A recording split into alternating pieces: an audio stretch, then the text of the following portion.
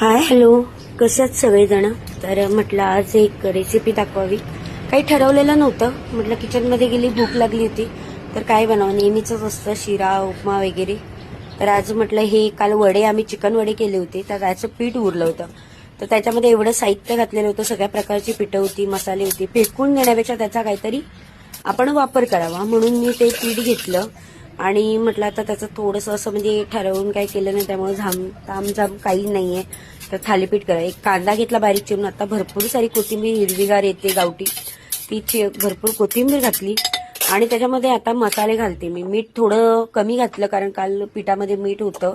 लाल मसाला घातला मालवणी, हळद घातली, जिरं घातलं आणि तीळ टाकले. आता हे सगळ्यामध्ये पाणी न घालता मी जे पहिलंच पाणी होतं त्याला सुटलेलं त्यामध्येच हे मळून घेतलं आणि आपल्याला साधं सोपं करायचं, अगदी काही हे नाहीये. आणि प्लास्टिकची तेलाची पिशवी त्यावर थापून घेतलं, 3-4 त्याला छिद्र पाडली आणि तूप घातलं, म्हणजे ते सगळ्या साईडनी तूप लागतं आणि व्यवस्थित भाजलं जातं. म्हणजे एका साईडला तेल लागलं असं काही म्हणायला नको. आणि परत एक गोळा घेतला, परत दुसरा असं थापून घेतला त्याच्यावरती छानपैकी. तोपर्यंत ते पहिलं टाकलेलं भाजत होतं. अशा प्रकारे मी बरीचशी अशी 2 ते 3 थालीपीठ झाली. एवढी मी 2-3 थालीपीठ काय एवढी मी खात नाही, पण आता पीठ फेकण्यापेक्षा एक करून ठेवलं, थोड्या वेळाने पाहिजे तर खाईल, नाहीतर हे करेल. पण आता एका साईडने हे बघा भाजलेलं आहे चांगलं थालीपीठ. असं खरपूस आपल्याला भाजून घ्यायचंय, कमी गॅसवरती भाजायचंय. असं दुसरंही तोपर्यंत थापून झालं होतं.